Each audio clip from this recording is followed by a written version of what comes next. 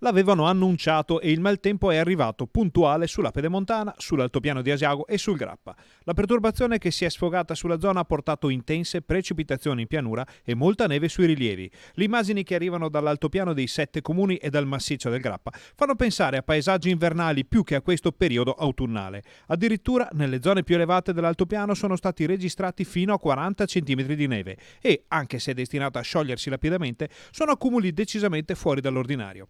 Le mappe dell'ARPAV confermano invece l'intensità delle piogge della notte e della mattinata, dato che su Bassano sono scesi in poche ore quasi 40 mm di pioggia.